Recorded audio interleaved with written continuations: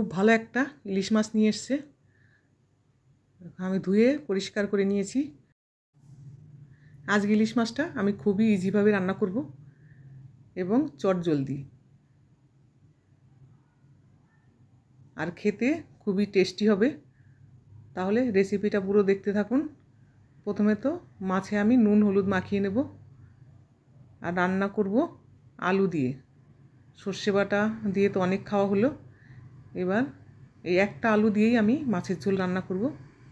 আর নিয়েছি 3টে কাঁচা লঙ্কা, এর চাইতে বেশি আর কিছু লাগবে না। মাছে নুন হলুদ মাখিয়ে নিয়েছি, মাছের তেলটাও রাখা রয়েছে। তেলটা ব্যবহার করব না।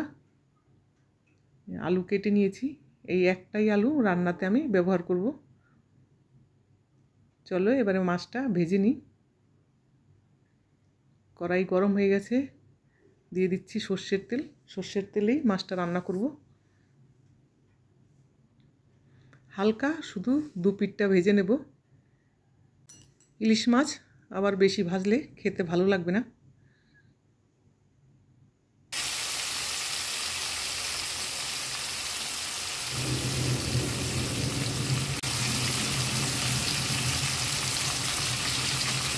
হয়ে গেছে এক সাইডটা ভাজা, এবারে উল্টে দেব।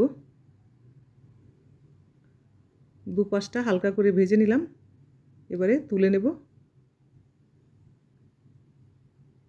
ভাজা হয়ে গেছে মাছ। এবারে এই মাছ ভাজা তেলের উপরে দিয়ে দিচ্ছি জিরে আর তেজপাতা ফোড়ন। এবারে দেব কেটে রাখা আলু। আলুটা একটু লাল করে ভেজে নেব।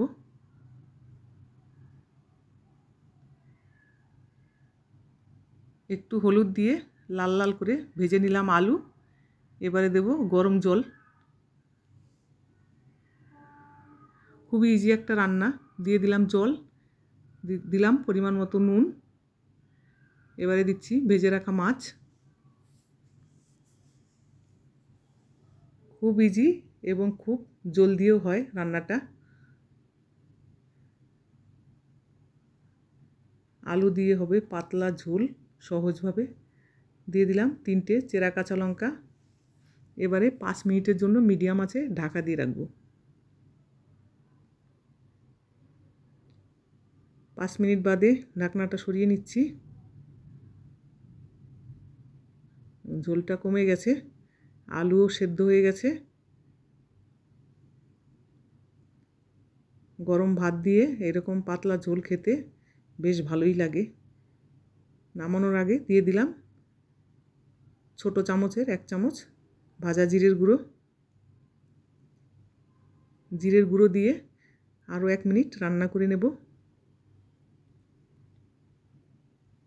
হয়ে গেছে আমার ইজিভাবে ইলিশ মাছের পাতলা ঝোল। এবারে নামিয়ে নেব। রেডি হয়ে গেল আলু দিয়ে সহজভাবে ইলিশ মাছের পাতলা ঝোল। গরম ভাতের সঙ্গে অসাধারণ লাগবে খেতে। অবশ্যই আপনারা বানিয়ে দেখবেন। রেসিপিটা কেমন লাগলো অবশ্যই জানাবেন। ভালো লাগলে একটা লাইক করবেন, কমেন্ট করবেন, আর আমার চ্যানেলের সঙ্গে থাকবেন। Thank you.